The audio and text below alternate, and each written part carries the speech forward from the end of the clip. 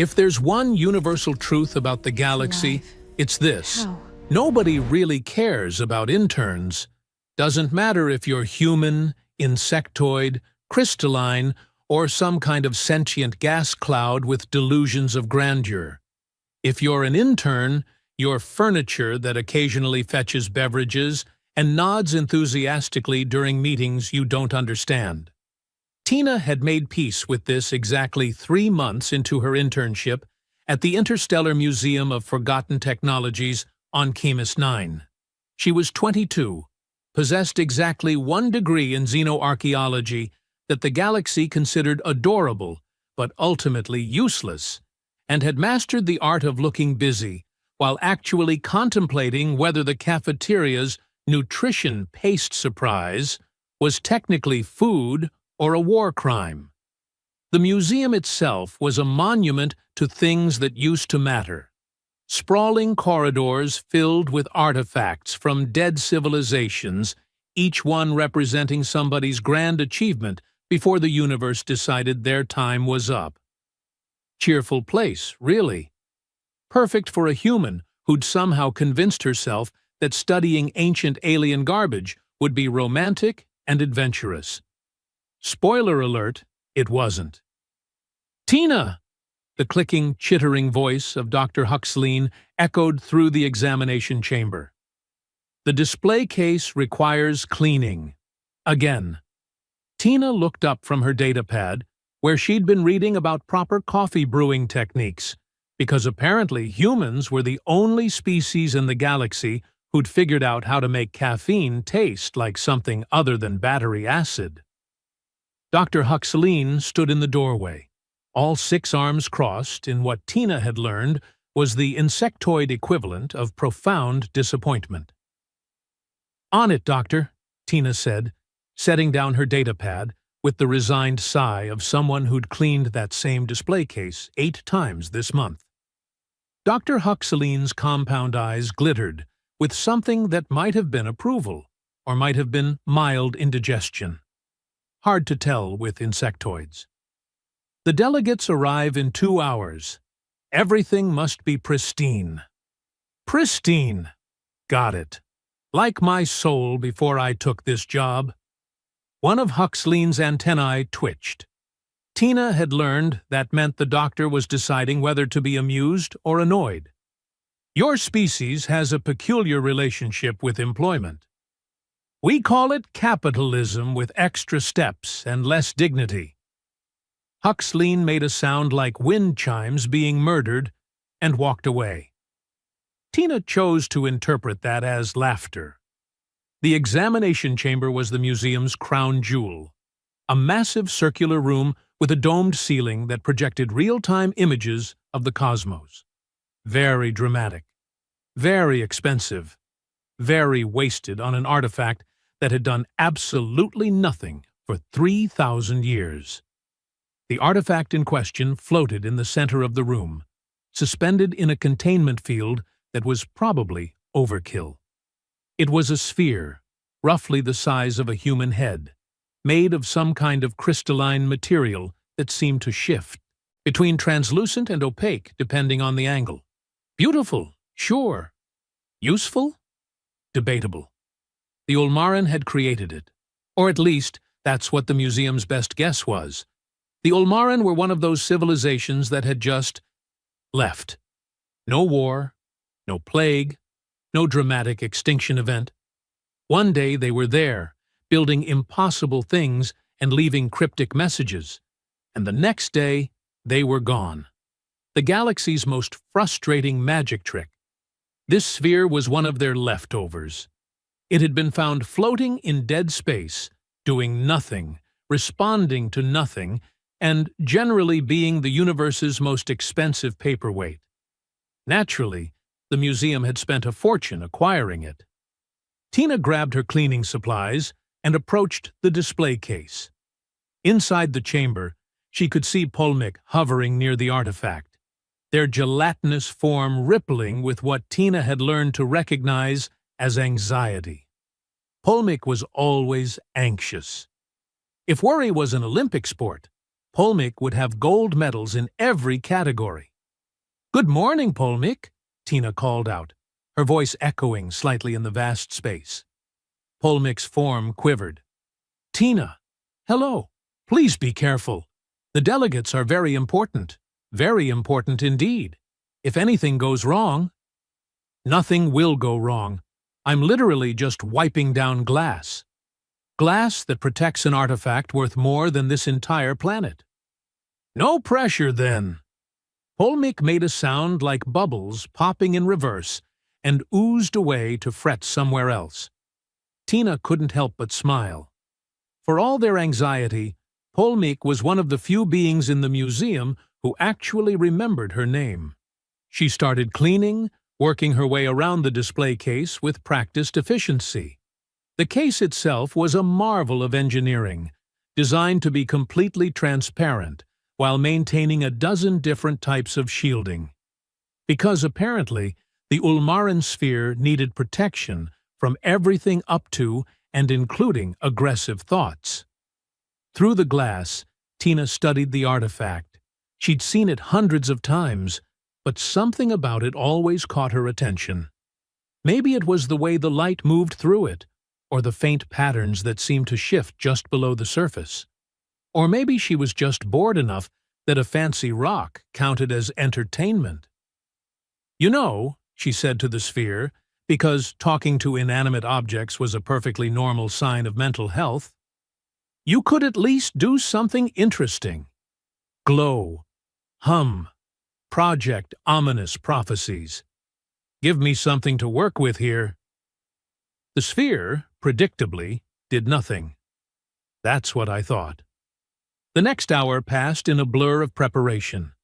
The museum staff, all 36 of them representing 24 species, rushed around making sure everything was perfect.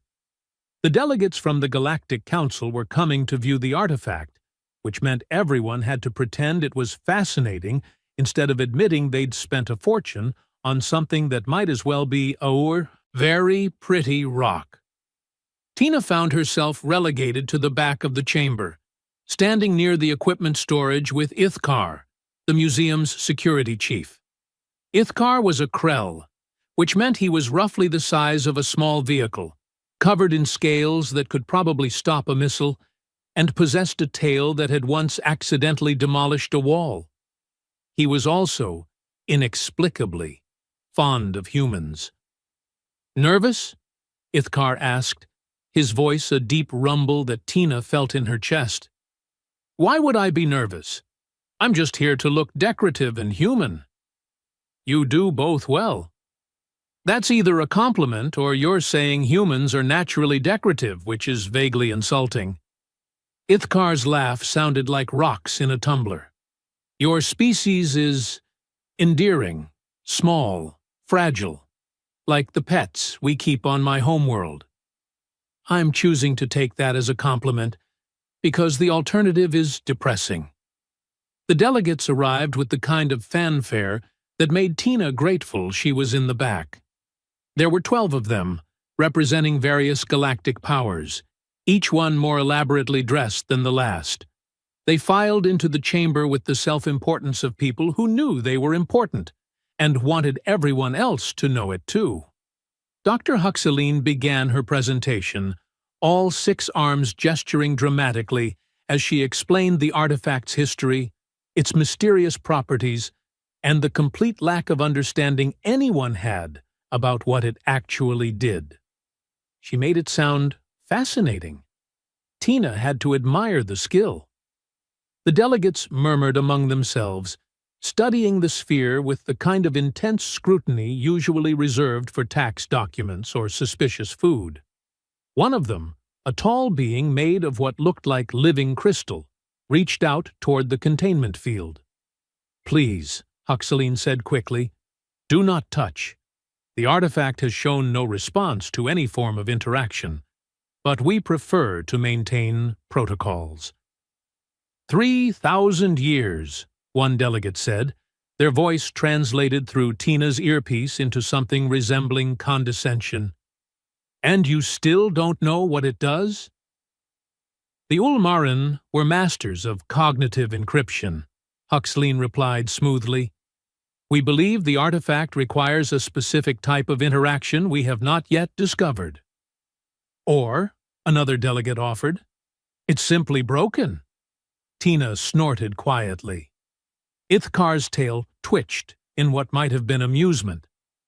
The presentation continued. Tina's attention wandered. She'd heard this speech a dozen times, and it never got more interesting. Her datapad was in her pocket, and she was seriously considering risking Dr. Huxley's wrath to check her messages when she noticed something. Her stylus. The one she used for taking notes. It was on the floor, about 3 meters away, right in the path where the delegates were standing. Perfect. She needed to grab it before someone stepped on it, or, worse, before Dr. Huxley noticed and added, "Can't keep track of basic supplies," to Tina's growing list of professional shortcomings. Moving as quietly as possible, Tina edged along the wall. The delegates were focused on Huxley's presentation, which had moved into a detailed explanation of failed testing methods. Riveting stuff. Tina reached the spot where her stylus had fallen, crouched down, and stretched out her hand. Her fingers brushed the containment field's edge. Just barely. Just enough to throw off her balance. She stumbled forward, her hand slapping against the field for just a moment before she caught herself. And the sphere lit up. Not a gentle glow. Not a subtle illumination. The entire artifact blazed with light so bright that Tina's eyes watered. The chamber filled with a sound like 1,000 wind chimes singing in harmony, and every single being in the room froze. The sphere rotated, slowly, deliberately, until the patterns on its surface aligned to face directly at Tina. "Oh," Tina said quietly, "that's new." Dr. Huxley's voice cut through the stunned silence. "Nobody move." Tina, who was still crouched on the floor with her stylus in hand, had no intention of moving. Moving seemed like a terrible idea. Moving seemed like the kind of thing that preceded either scientific breakthroughs or catastrophic explosions, and she wasn't eager to find out which. The sphere pulsed. Once, twice. The light dimmed slightly, but it didn't go out. The patterns on its surface continued to shift, always maintaining their orientation toward Tina. "Tina," Huxley said, her voice carefully controlled. "What did you do?" "I dropped my stylus?" "Before that." "I touched the containment field. Barely. For like half a second." Polmick made a sound like a balloon deflating. "The containment field. She touched the containment field. We're all going to die." "We're not going to die," Huxley said, though she didn't sound entirely convinced. "Tina, stand up, slowly." Tina stood. The sphere tracked her movement, rotating to maintain its orientation. The patterns pulsed brighter. "Okay," Tina said. "That's definitely following me." One of the delegates, the crystalline one, stepped forward. "Impossible. We tested every form of interaction. Touch, thought, energy manipulation, quantum entanglement. Nothing produced a response." "Well," Tina said, raising her hand in a small wave. "Hi?" The sphere pulsed in rhythm with her wave. The chamber erupted in chaos. Delegates shouting, Huxley barking orders, Polmick making sounds that suggested they were having some kind of existential crisis. Ithkar moved to stand between Tina and the artifact, his protective instincts apparently overriding the fact that she was the one who'd activated it. Tina stood very still, her hand still raised, watching the sphere pulse in time with her heartbeat. "So," she said to nobody in particular, "I'm guessing this means I'm not getting fired."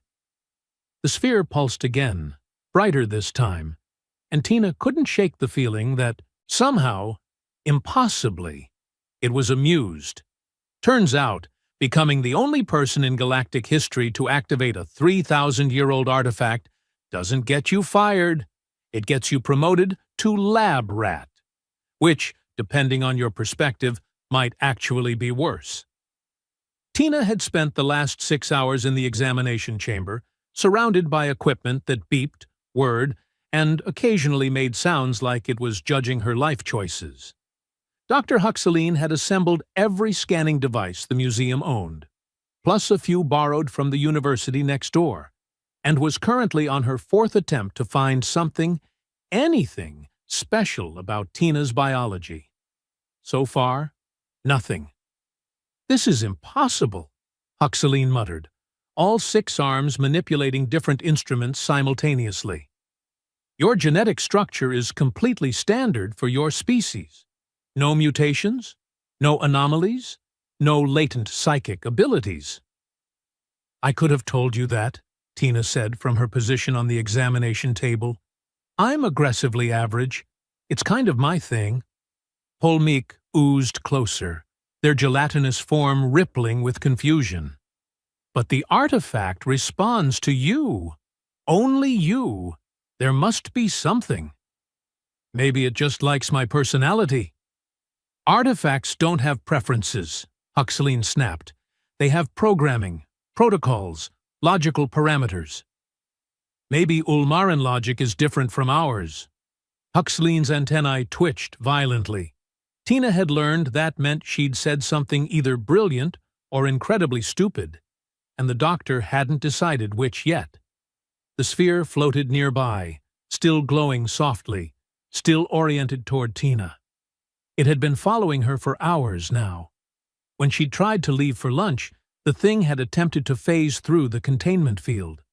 It hadn't succeeded, but the effort had been both flattering and deeply concerning. "Let's try something," Huxeline said, gesturing to Ithkar. "Take her to the other side of the chamber." Ithkar, who'd been standing guard like Tina might spontaneously combust, nodded and gently guided her across the room.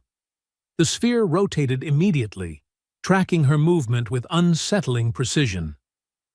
"It's definitely locked onto her," Polmeek observed. "But why? What makes her different?" "I'm human?" Tina offered. "Maybe it's never seen a human before." "We tested it with humans," Huxeline said, 6 months ago. 3 researchers from the human delegation. Nothing happened." That was news to Tina. "Wait, other humans touched it?" "Extensively. We tested every species we could find. 238 different biological configurations. The artifact remained inert for all of them. So it's not a human thing. It's a me thing. Which brings us back to the question, what makes you special?" Tina laughed. It came out more bitter than she intended. "Nothing. Trust me. I'm the least special person I know. I barely passed my finals. I'm here because this was the only internship that accepted my application. My own mother forgets my birthday half the time." The sphere pulsed brighter. Everyone in the room noticed. "Interesting," Huxeline said, moving closer. "Tina, say something else." "Like what?" The sphere maintained its steady glow. "Something personal, something emotional."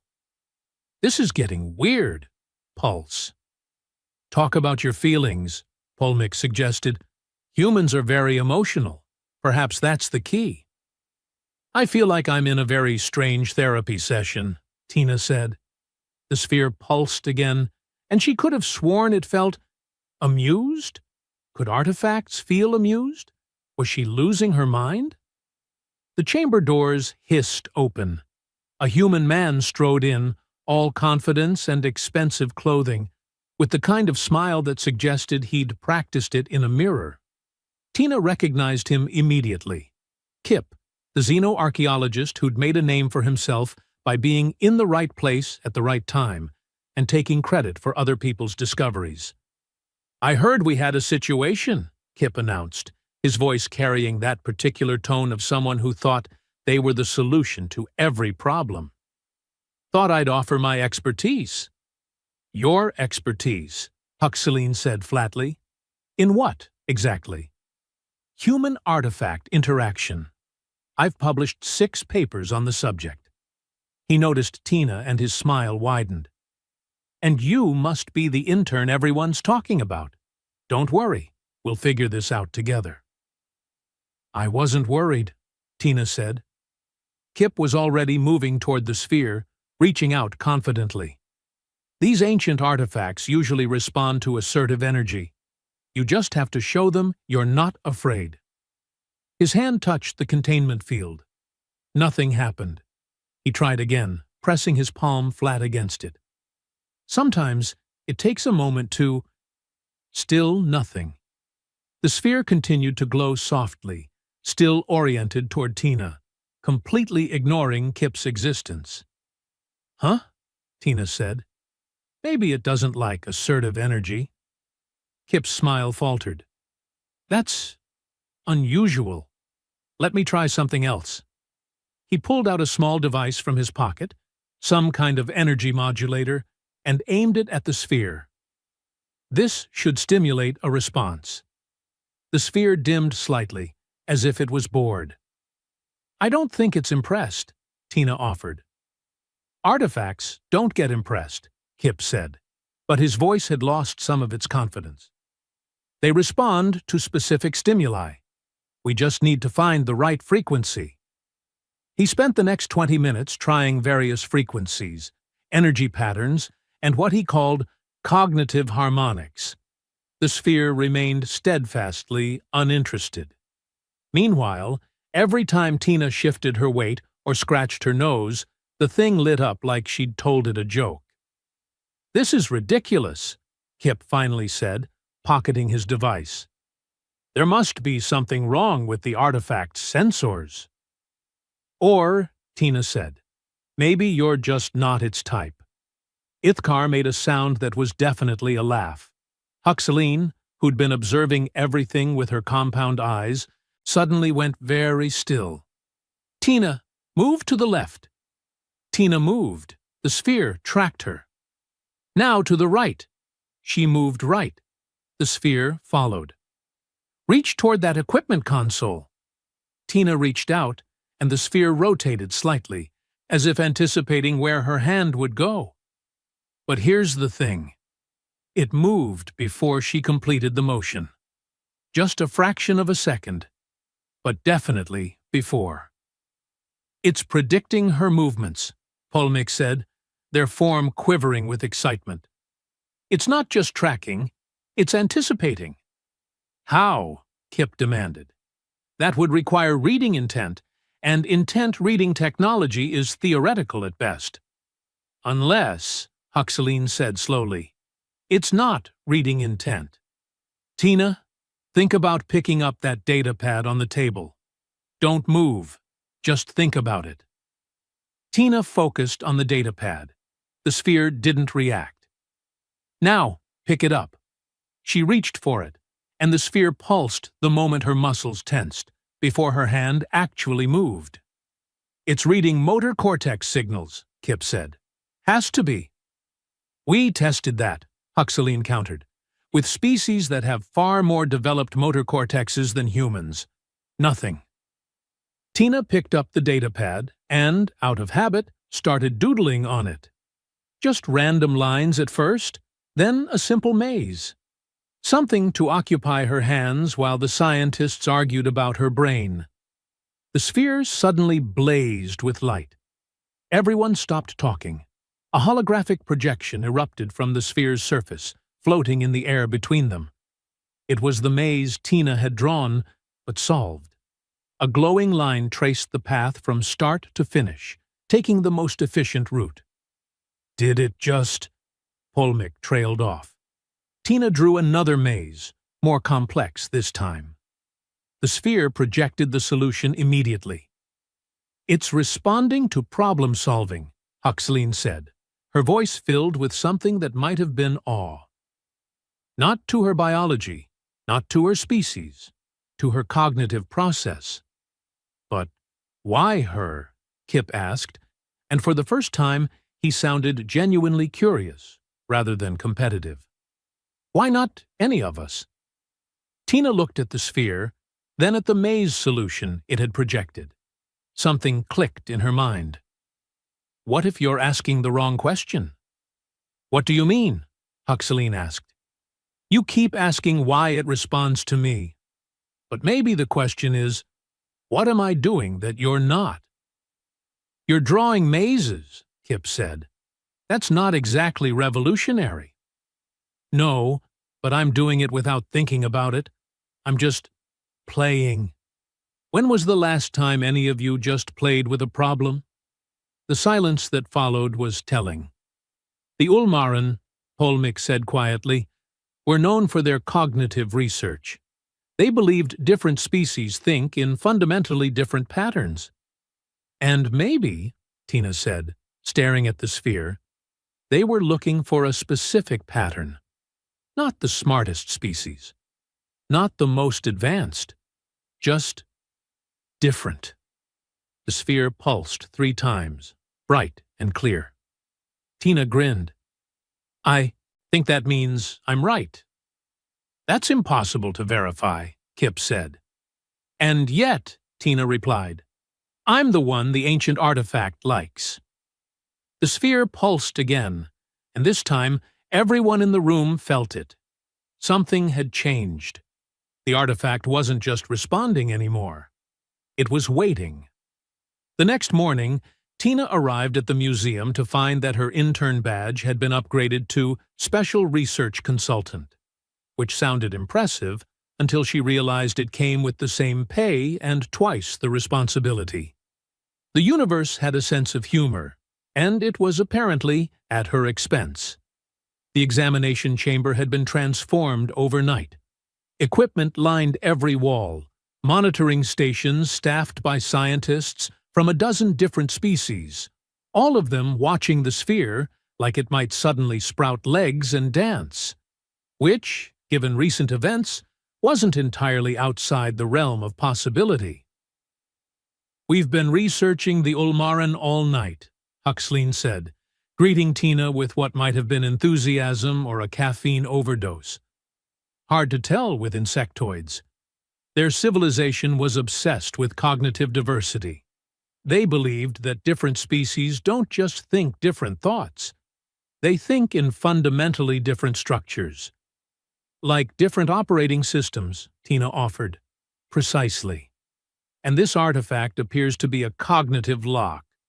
It's searching for a specific type of thinking pattern. Polmick oozed forward, their form more agitated than usual. But here's what's troubling. The Ulmaran didn't go extinct. According to the records we found, they left. Deliberately. Packed up their entire civilization and departed for parts unknown. Why would they do that? Tina asked. That's the question, isn't it? Huxley gestured to the sphere with 3 of her arms. And we believe this artifact is connected to the answer. They left it behind. A key, perhaps, or a test. A test for what? That's what we're hoping you'll help us discover. The sphere had been busy while Tina was gone. The containment field now displayed dozens of holographic projections, each one showing a different puzzle or pattern. They looked like nothing Tina had ever seen. Geometric shapes that hurt to look at. Mathematical equations that seemed to contradict themselves. Sequences that made no logical sense. We've been trying to solve these for 8 hours, Kip said. He looked exhausted, his earlier confidence replaced by the haunted expression of someone who'd been intellectually humbled. Nothing works. Every approach we try just makes the puzzles more complex. Maybe that's the point, Tina said, studying the projections. Maybe you're not supposed to solve them logically. How else would you solve a puzzle? I don't know. Illogically? Huxley's antennae perked up. Explain. Well, you're all approaching these like scientists. You're looking for patterns, rules, logical progressions. But what if the Ulmaran didn't think that way?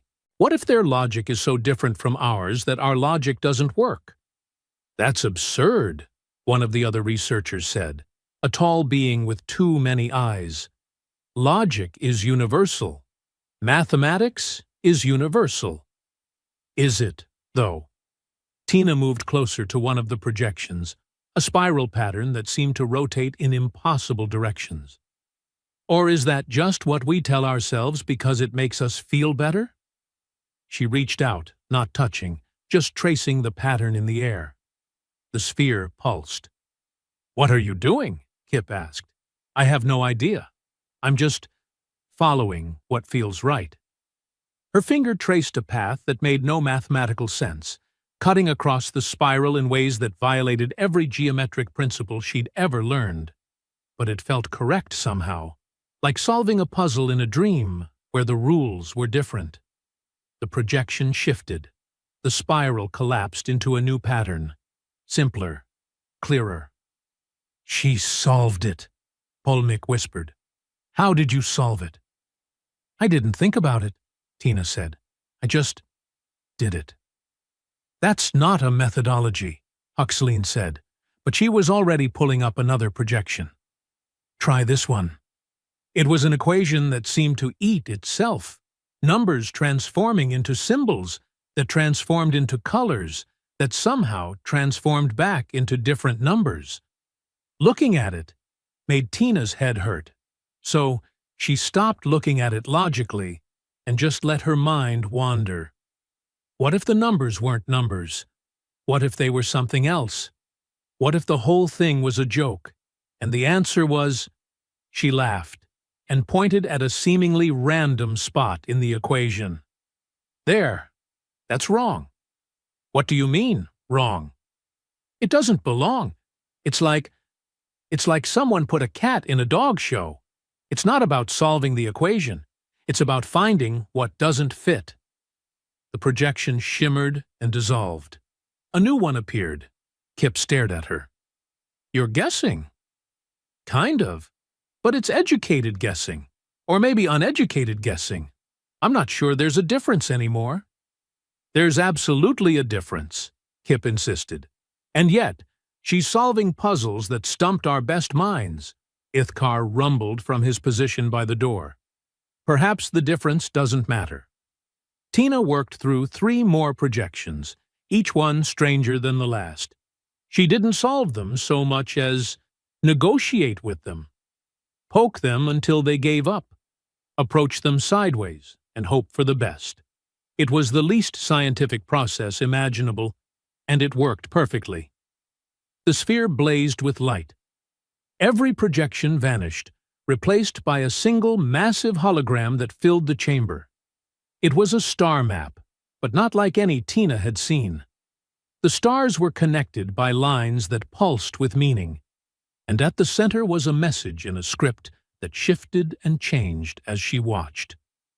Her earpiece translated it, the words appearing in her mind with crystal clarity. "Found. The ones who question why." "What does that mean?" Polmick asked. The hologram expanded, showing coordinates, schematics, what looked like blueprints for technology that made Tina's brain hurt just looking at it. And more text, scrolling past faster than anyone could read. Huxley was recording everything, all 6 arms working frantically. "It's a cache. The Ulmaran left behind a cache of technology, and this artifact was the key to finding it." "But why would it only respond to Tina?" Kip asked. "What makes human thinking special?" The hologram shifted again, and this time the translation was clear enough for everyone. Sought. Species that question before accepting. Species that ask why before asking how. Species young enough to remember curiosity. "Oh," Tina said softly. "They weren't looking for the smartest species. They were looking for the annoying one." Ithakar's laugh rumbled through the chamber. "The species that argues with instruction manuals. Of course." "We don't argue," Tina protested. "We just want to understand the reasoning behind the instructions. There's a difference." "Is there?" Huxley asked, but her tone was amused. Your species has been in the galactic community for less than 200 years, and you've already questioned half our established scientific principles. Well, some of them seemed kind of arbitrary. The sphere pulsed, and Tina could have sworn it was laughing. The galactic community, Tina learned over the next 3 days, did not handle surprises well, especially surprises that involved humanity, the relative newcomers, suddenly inheriting a technological legacy from one of the most advanced civilizations in recorded history. The museum had been flooded with representatives from every major species. The examination chamber looked less like a research facility and more like a very tense interstellar summit, where everyone was trying very hard not to start a diplomatic incident. Tina sat in the center of it all, next to the sphere, feeling like a prize at a competition nobody had agreed to enter. "This is unprecedented," declared a Kixoth ambassador, their crystalline form refracting light in agitated patterns. "The Ulmaran legacy should belong to all species, not just one." "The artifact chose her," Huxley countered, her voice sharp. "We don't get to argue with 3,000-year-old technology." "But why a human? They're barely spacefaring. Their technology is primitive. Their understanding of quantum mechanics is rudimentary at best." Tina raised her hand. "I'm right here. I can hear you." The Kixoth ambassador didn't even glance at her. No offense intended. "Oh, well, in that case, feel free to continue insulting my entire species." Kip, who'd positioned himself near Tina in what she suspected was an attempt to claim proximity credit, leaned over. "You're not helping." "I'm not trying to help. I'm trying not to get angry, and sarcasm is my coping mechanism." The sphere pulsed warmly, and Tina felt an odd sense of solidarity with a 3,000-year-old artifact. At least something in this room was on her side. Polmick oozed forward, their form rippling with nervous energy. "Perhaps we should focus on what the artifact revealed. The coordinates lead to a facility in the outer reaches. The technology cache is real. The question is, what do we do with it?" "We study it," said a Mothleen researcher, their wings fluttering with excitement. "Carefully, methodically, following proper scientific protocols." "We secure it," Ithkar rumbled. "Technology that advanced could be dangerous in the wrong hands." "We share it," offered another voice. "The Ulmaran clearly intended it for species that met their criteria. If humans qualify, we should honor that." "Or," the Kixoth ambassador said coldly, "we recognize that this is too important to leave to chance and human whimsy." Tina felt her temper spike. "Human whimsy? I solved your unsolvable puzzles. I activated an artifact that's been dead for 3 millennia. Maybe, just maybe, the Ulmaran knew what they were doing." "The Ulmaran are gone," the ambassador replied. "We're here. We make the decisions now." The sphere's glow intensified. The temperature in the room dropped noticeably. Every holographic display flickered, and for a moment, Tina heard something. A sound like distant music, like laughter, like a voice saying, "Pay attention." Then the sphere projected a new hologram. Not a star map this time. A scene. Figures made of light, moving through what looked like a vast city. The Ulmaran, Tina realized. This was a recording. The figures were tall, elegant, with too many limbs and faces that seemed to shift between expressions too quickly to follow. They moved through their city with purpose, but also with something else. Joy? Curiosity? It was hard to tell with aliens who'd been dead for 3,000 years. One figure stepped forward, larger than the others, and spoke. The translation came through clearly. "We leave this for those who come after. Not the strongest, not the wisest, but those who still ask why." The scene shifted. The Ulmaran were building something, a massive structure that seemed to fold space around itself. They worked with an energy that Tina recognized. The excitement of creation, of discovery, of figuring out something new. "We have learned all we can learn here," the figure continued. "We have optimized our thinking, perfected our methods, answered every question we know how to ask. And in doing so, we have lost something precious, the ability to be surprised." The scene shifted again. The Ulmaran were leaving, their ships rising into a sky filled with stars. But they were leaving things behind. Artifacts, technology, knowledge.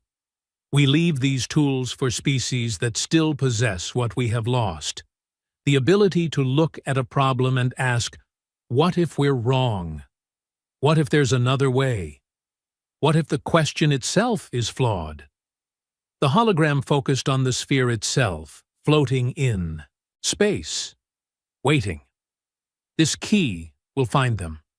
The ones who question, the ones who doubt, the ones who are foolish enough to challenge the universe and ask why it works the way it does. The figure seemed to look directly at Tina, though that was impossible. "To whoever finds this, you are not chosen because you are perfect. You are chosen because you are still learning, still growing, still willing to be wrong. Use these tools wisely. Use them to ask better questions, and perhaps, one day, you will understand why we left." The hologram faded. The chamber was silent. "Well," Tina said quietly, "that's a lot of pressure." Huxaline's antennae were trembling. They didn't leave because they were dying. They left because they were bored. "Not bored," Polmick corrected.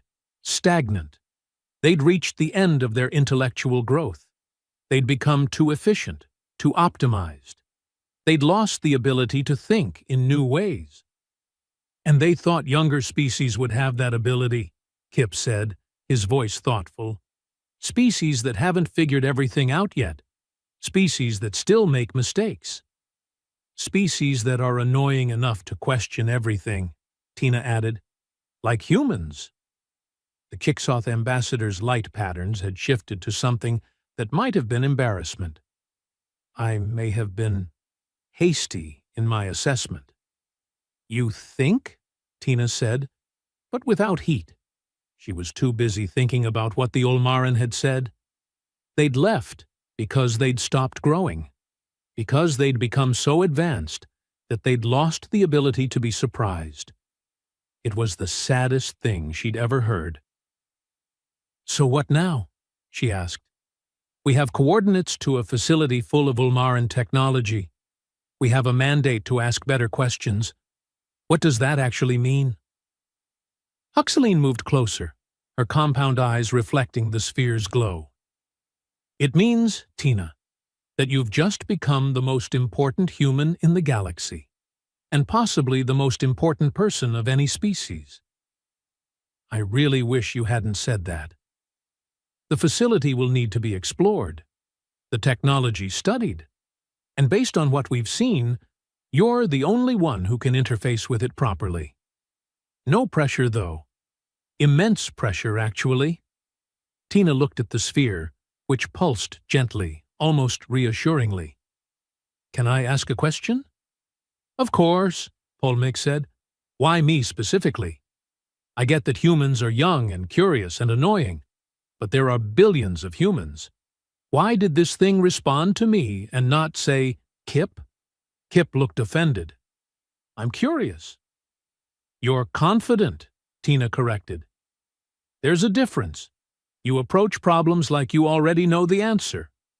I approach them like I'm probably wrong, but I'll try anyway."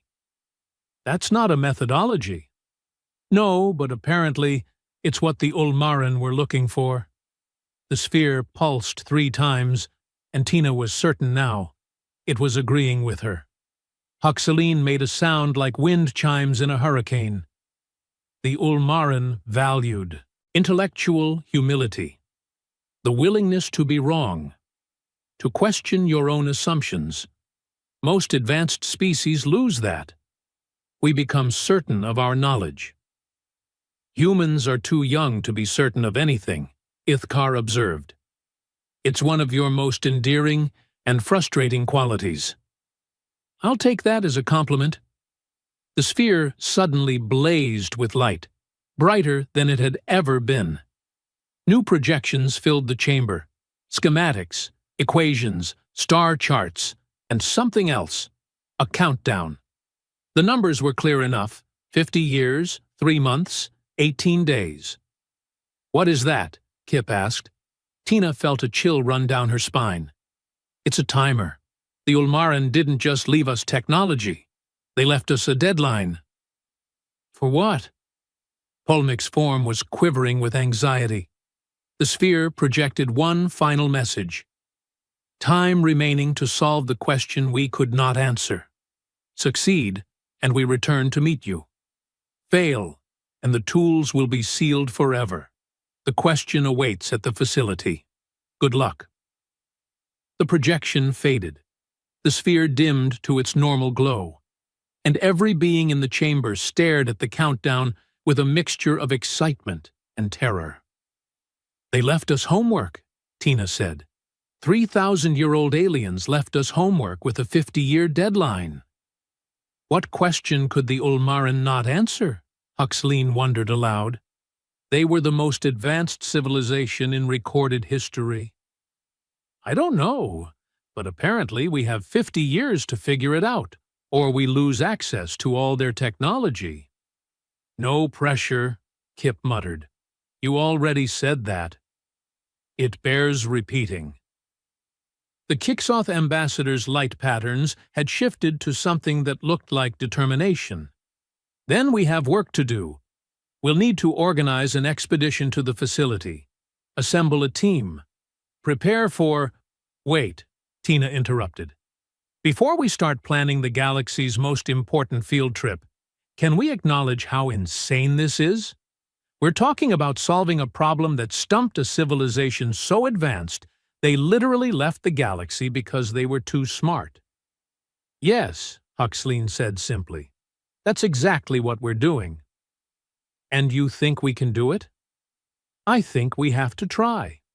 The Ulmaran believed someone could. They left this key specifically to find species capable of approaching the problem differently than they did. Species like humans, Polmik added. Species that question everything.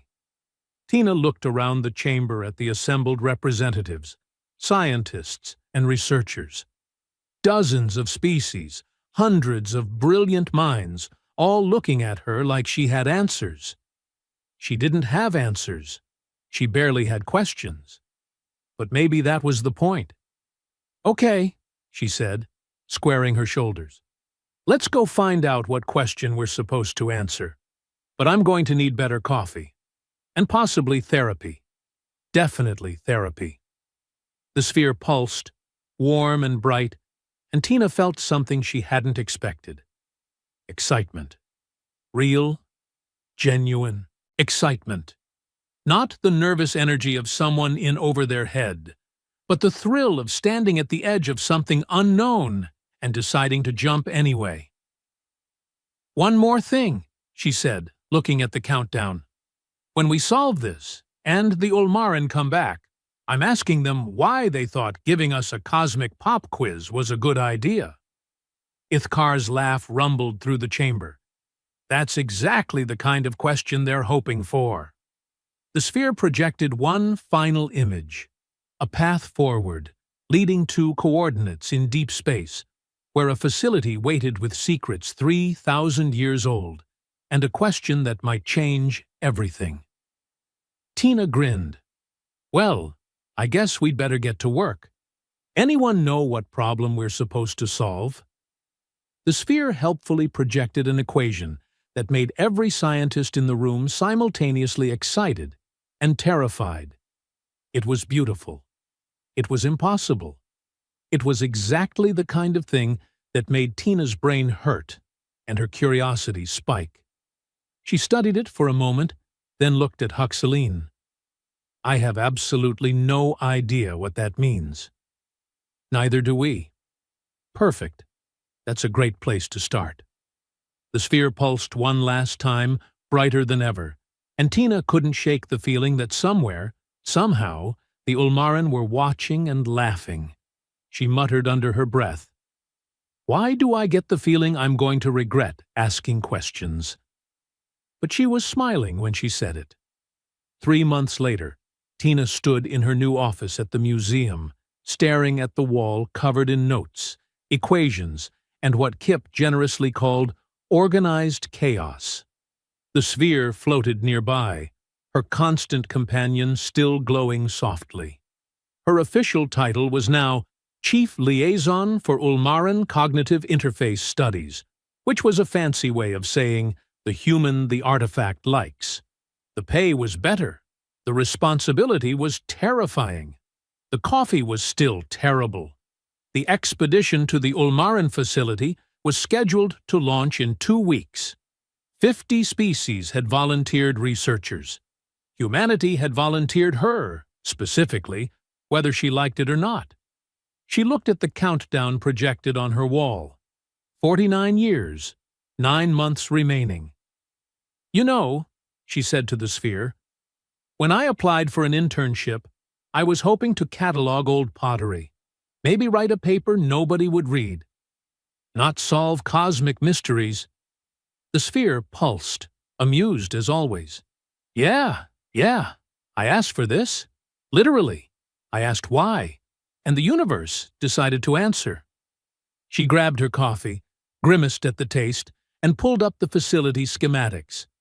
50 years to solve an impossible question. She grinned. "Let's see what we're working with.